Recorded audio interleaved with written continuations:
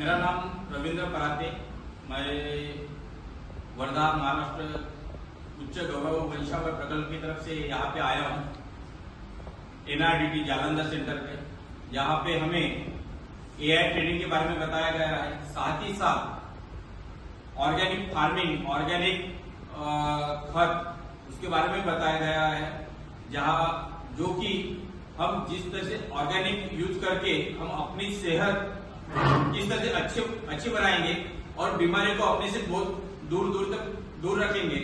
साथ ही साथ हमारे को AI किस तरह से किया जाता है, यानी AI तो हम करते थे, लेकिन AI में हमारी तरफ से कुछ गलतियां हो जाती थी। वो गलतियां हमको यहाँ पे सुधारने के लिए चांस मिला है। एक बारीक चीजें हमारे को सुधारने को मिला, SOP बताया गया हुआ है। और साथ ही साथ जो अपनी लोकल नस्ल की गाय भैंसे है, उसको किस तरह से हमें डेवलप करना चाहिए और उसका किस तरह से AI किया जाए, ये हमारे को बताया गया है। साथ ही साथ हमारे साहू सर ने जो NRDT सेंटर में मेन सर है, उन्होंने हमें बताया कि किस तरह से रूमेनल एनाटॉमी जो रहती है, आर्टिफिशियल इंस्पिरेशन किस तरह से किया जाता है, वो ये सारी चीजें भी दिखाई। और हमारे को यहाँ की जो चीजें है, जैसे कामधेनु गौरव फार्म पे भी हमारे को लेके गए, वहां पे पूरी जो लोकल नस्ल की गैया थी, जिसमें साहिवाल थी, कांग्रेस थी, थारपारकर थी, वो गैया उनके बुल्स हमारे को दिखाए, उनका मैनेजमेंट किस तरह से है, किस तरह से उन्होंने लोकल जानवरों गैया को डेवलप किया हुआ है और हमें किस तरह से उनका रखरखाव करना चाहिए, ये सारी चीजें हमारे को दिखाई। उसके लिए मैं साहू सर का, हमारे गौरव प्रोजेक्ट की तरफ से, हमारे सारे बंधुओं की तरफ से मैं उनके आभार व्यक्त करता हूँ। साथ ही साथ हमारे कल्पेश सर, डॉक्टर कल्पेंद्र सर, इन्होंने भी हमारे को कृत्रिम गर्भाधान में खास करके एम्ब्रॉयो ट्रांसफर के बारे में बताया, जिसमें IVF और लोकल इस पे किस तरह से एम्ब्रॉयो ट्रांसफर किया जाता है, ये सारी चीजें हमको सिखाई। बात ही बात रिपीट ब्रीडिंग में हमको जो प्रॉब्लम हमको आती थी, तो प्रॉब्लम किस तरह से सॉल्व किया जाए, यानी CL कार्पस ल्यूटियम हो गया, फॉलिकुलर सिस्ट हो गई, ये सारी चीजें जो हमको ध्यान में नहीं आती थी, ये सारी चीजें हमको सीखने को मिली। इसलिए हम पूरे गौरव प्रोजेक्ट की तरफ से मैं कल्पेंद्र सर का, साहू सर का फिर से आभार व्यक्त करता हूं और उनका धन्यवाद देता हूं। Thank you.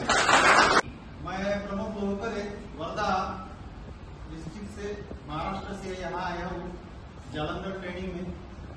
पहली बात तो एक है कि आज तक के मैं भी वेटरनरी में LSS का काम करता था, बायक में मैंने भी जो सर कर रहे हैं वो काम, मैंने भी ट्रेनर का काम कम से कम 9-10 साल किया है।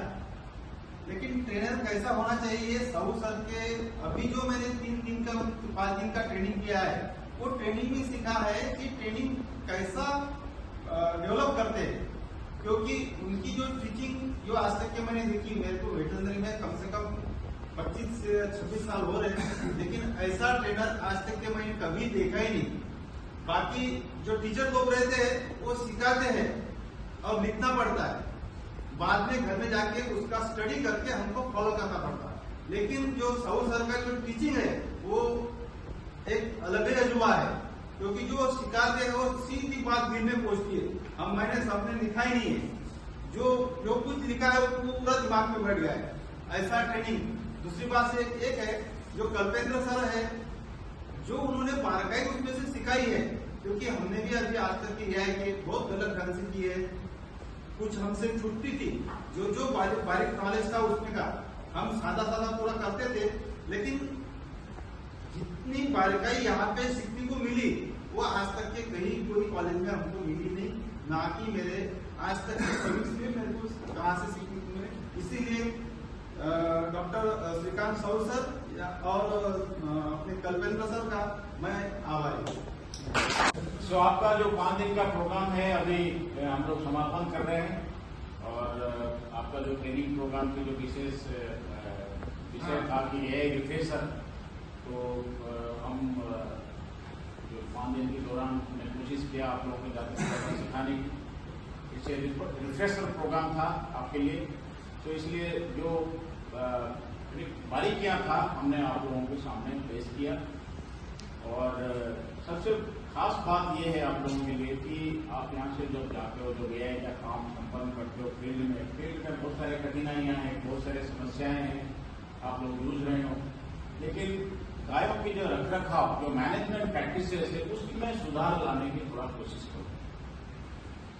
चाहे कोई भी हो, गाय का इंट्रोडक्शन की बातें हो, ब्रीडिंग की बातें हो, ब्रीडिंग की बातें हो, हेल्थ केयर की बातें हो, चाहे ऑर्गेनिक फार्मिंग की बातें हो, ये सब कुछ अच्छा हो सकता है जब हम पशुपालन की जो मैनेजमेंट प्रैक्टिसेस है उसको हम मजबूत करेंगे।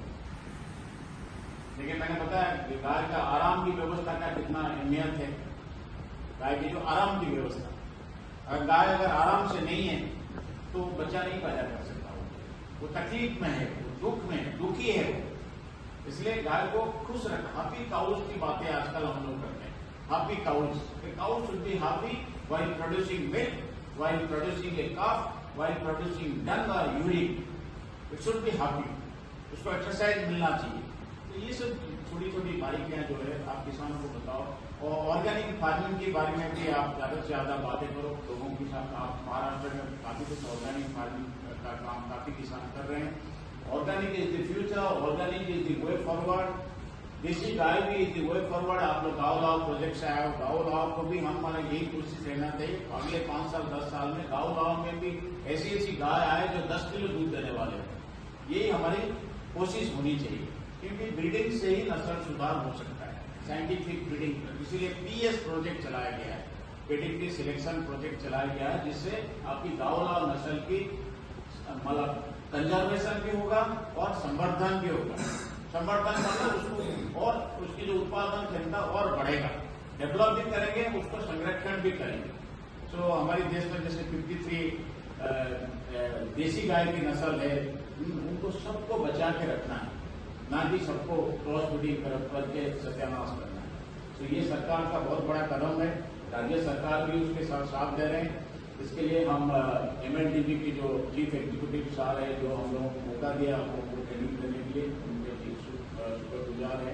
और आप लोग यहाँ पे आने के लिए हम आपको भी हम धन्यवाद देते हैं कि आप लोगों ने यहाँ पे बड़ा धीरज के साथ, बड़ा डिसिप्लिन के साथ रहे 3 दिन और आपने ट्रेनिंग ली। और सब बातें सब ठीक ठाक है, लेकिन बस यहाँ से जाने के बाद थोड़ा सा बेहतर तरीके से हमको काम करना है। जो भी काम करेंगे लाइफ जिंदगी को भी बेहतर बनाना है, जो धंधा कर रहे हैं, जो बिजनेस कर रहे हैं, उसको भी बेहतर बनाना है, अपनी हेल्थ के ऊपर भी ध्यान रखना है, थोड़ा योगा और मेडिटेशन भी करना है। उसके बारे में भी आप लोगों को चर्चा किया गया कि मेडिटेशन का क्या अहमियत है हमारी जिंदगी में। ठीक है, थैंक यू।